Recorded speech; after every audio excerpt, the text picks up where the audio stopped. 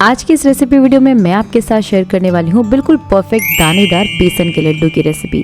यूँ तो बेसन के लड्डू हम अक्सर घरों में बनाते हैं, लेकिन बाजार वाला जो दानेदार टेक्सचर होता है वो हमारे घर में नहीं आ पाता। इसके लिए सिर्फ 4 जरूरी बातें हैं जो आपको ध्यान रखनी है और आपके लड्डू हर बार इस तरीके से परफेक्ट बनेंगे, एकदम माउथ मेल्टिंग, जो मुंह में जाते ही घुल जाए। बिल्कुल बेसिक से इंग्रेडिएंट्स है जो सभी के घरों में होते हैं। आप इसे प्रसाद के लिए बना सकते हैं। बहुत ही आसान सी रेसिपी है।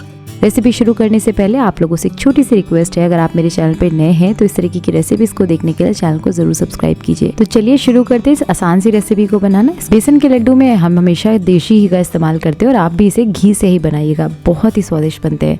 घी को हमें यहाँ पर मेल्ट करके यूज करना है। ये देखिए मैंने यहाँ पर घी को मेल्ट कर लिया है और मेल्ट करने के बाद आधा कप वाले मेजरिंग कप में भर लिया है। अब इसमें से मैं लगभग 4 से 5 चम्मच जितना घी इसमें ऐड कर दूंगी। यहाँ पर देखिए जो नॉर्मल हमारा खाने वाला चम्मच होता है ना, उसी से मैं माप ले रही हूँ। यहाँ पर मैंने डाला है 1 चम्मच जितना जीरा। जीरा डालना इस लड्डू में बिल्कुल ऑप्शनल है, आप चाहें तो इसे बिल्कुल से स्किप कर सकते हैं, पर जीरा डालने से इस लड्डू में बहुत अच्छा टेस्ट आता है। मैं हमेशा इन लड्डू में डालना प्रेफर करती हूँ, इसलिए मैंने यूज किया है। अब दानेदार लड्डू बनाने का सबसे बड़ा सीक्रेट होता है बेसन की क्वालिटी। अगर आपके पास दानेदार बेसन है तो बेशक आपके लड्डू बहुत ही परफेक्ट बनेंगे, लेकिन अगर नहीं है, जैसे कि मेरे पास पैकेट वाला बेसन है, तो उसको दानेदार टेक्सचर देने के लिए मैं यहाँ पर यूज करूंगी 1/3 कप जितनी सूजी का। सूजी का रेशियो बेसन के हिसाब से ही रखना है, तो मैंने यहाँ पर यूज की 1/3 कप जितनी सूजी। और हम बेसन का जो रेशियो लेंगे वो लेंगे 250 ग्राम के जितना। तो 250 ग्राम जितने बेसन में अगर वो बारीक वाला है तो 1/3 कप जितनी सूजी डाली जा सकती है। सूजी यहाँ पर बिल्कुल बारीक वाली इस्तेमाल करनी है, बहुत मोटी सूजी यहाँ पर नहीं यूज करनी। सूजी को हमें घी के साथ में अच्छी तरह से रोस्ट करना है जब तक इसका रंग इस तरीके का नहीं हो जाता। जब सूजी हल्की सी भुन जाएगी उसके बाद ही हम यहाँ पर बेसन ऐड करेंगे।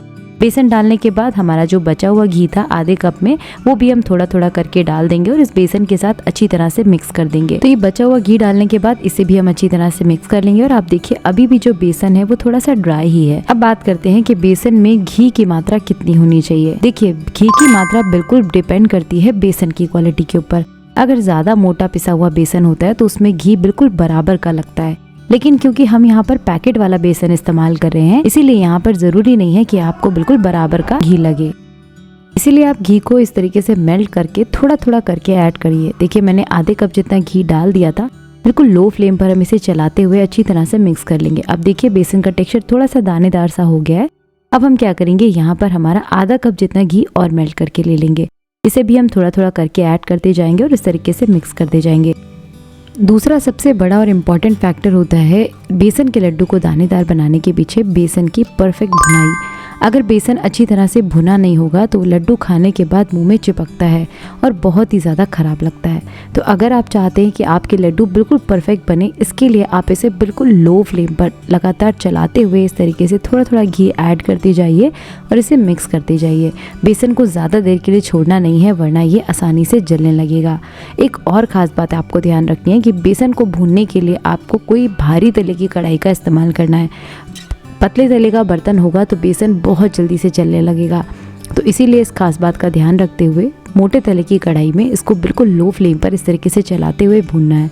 अब देखिए बेसन में अच्छा खासा घी हम ऐड कर चुके हैं, थोड़ा सा घी बचा है, ये मैं बाद में ऐड करूँगी।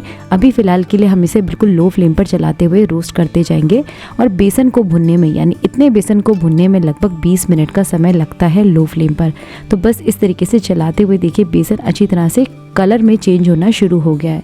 अब हम यहाँ पर जो हमारा बचा हुआ घी रखा था वो भी ऐड कर देंगे और अब हम उसके साथ में इसे अच्छी तरह से रोस्ट करेंगे। तो बचा हुआ घी भी मैं डाल देती हूँ और इस तरीके से इसे मिक्स कर लेती हूँ। यहाँ पर देखिए जैसे जैसे बेसन भुनना शुरू हो गया है, इसके अंदर से घी रिलीज होने लगा है। और अब देखिए बेसन की जो कंसिस्टेंसी है वो बिल्कुल इस तरीके से हो गई जिसे मैं बहुत आसानी से चला पा रही हूँ। इतना घी इसमें परफेक्ट रहता है क्योंकि अभी हम इसमें बूरा या चीनी वगैरह भी ऐड करने वाले हैं, तो इसीलिए बस इतनी कंसिस्टेंसी तक आपको घी ऐड करना है। अब देखिए यहाँ पर इसका कलर बिल्कुल परफेक्ट तरीके से चेंज हो चुका है। बेसन बहुत ही अच्छी तरह से भुन करके तैयार हो गया है। पहली जो इसकी पहचान है वो ये होती है, इसका कलर बिल्कुल बिस्किट के जैसा हो जाता है। आप देख सकते हैं जैसे पार्ले जी बिस्किट का कलर होता है ना, हल्का सा ब्राउन कलर का, बिल्कुल वैसा सा कलर हो गया है। साथ ही साथ इसमें बहुत ही अच्छी सी खुशबू भी आनी शुरू हो जाती है। तो यही 2 पहचान है। इस स्टेज तक आपको बेसन को भूनना ही भूनना है। अगर बेसन कच्चा रहेगा तो बढ़िया टेस्ट नहीं देगा। ये देखिए बेसन में अच्छी तरह से भुनाई हो चुकी है। अब हम क्या करेंगे, गैस के फ्लेम को बंद कर देंगे और बंद करने के बाद इस बेसन को हम इस तरीके से लगातार चलाते हुए ही ठंडा करेंगे, जिससे बेसन ओवर रोस्ट ना हो जाए, क्योंकि अभी इसमें अच्छा खासा गर्माहट है जिसके कारण ये और भी ज्यादा ब्राउन हो सकता है। या चाहे तो आप इसे किसी दूसरी प्लेट पर निकाल करके इसे ठंडा कर लें, या फिर इस कढ़ाई में लगातार चलाते हुए पंखे के नीचे इसको ठंडा कर लें। हाँ, इसको फ्रिज में आपको नहीं रखना है। बेसन को हमने आधे घंटे के लिए छोड़ दिया था। ये देखिए बहुत अच्छी तरह से ठंडा हो चुका और इसका कलर देख सकते हैं आप, बहुत ही परफेक्ट आया है। ये लड्डू बिल्कुल भी मुंह में नहीं चिपकेगा और बहुत ही परफेक्ट टेक्सचर देगा। चलिए अब हम बात करते हैं हमारे आखिरी सीक्रेट की। अब इस भुने हुए बेसन में हम ऐड करेंगे मिठास। तो मिठास के लिए हम यहाँ पर यूज करने वाले हैं बूरा शक्कर का। ये बूरा शक्कर मैंने घर में तैयार की है, वैसे ये मार्केट में भी बहुत आसानी से मिल जाती है। तो यहाँ पर आपको इस रेसिपी के लिए बूरा शक्कर का ही यूज करना है, जो कि काफी दानेदार टेक्सचर के साथ मिलती है। इसके लिए आप पिसी हुई चीनी का यूज मत कीजिएगा, क्योंकि उससे जो है दानेदार टेक्सचर कभी भी नहीं आएगा आपकी इस लड्डुओं में। दानेदार टेक्सचर के लिए आपको बूरा शक्कर का ही इस्तेमाल करना होता है। शक्कर डालने के बाद इसे अच्छी तरह से हमें मिक्स कर लेना है बेसन के साथ में, और उसके बाद फटाफट से हम इन लड्डू को बांध करके तैयार कर लेंगे। देखिए यहाँ पर सारे जो मेजरमेंट है वो बिल्कुल परफेक्ट रहा है। इसके कारण आप देख सकते हैं लड्डू एक प्रॉपर शेप होल्ड कर रहा है। ऐसा नहीं है कि इस लड्डू को मैं प्लेट पर रखूंगी तो ये चपटा हो जाएगा। लड्डू चपटा इसीलिए होता है क्योंकि जब उसमें घी की मात्रा बहुत ज्यादा हो जाती है, जिसके कारण लड्डू प्रॉपर शेप होल्ड नहीं कर पाता। और यहाँ पर देखिए हमारा लड्डू बिल्कुल परफेक्ट है, जिसके कारण ये परफेक्टली शेप भी होल्ड कर रहा है। इसी तरीके से हम अपने बाकी के सारे बेसन के लड्डू को बांध लेंगे। और यहाँ पर इस रेसिपी को यूज करके लगभग 19 से 20 लड्डू आसानी से बनाए जा सकते हैं, इस छोटे मीडियम साइज के।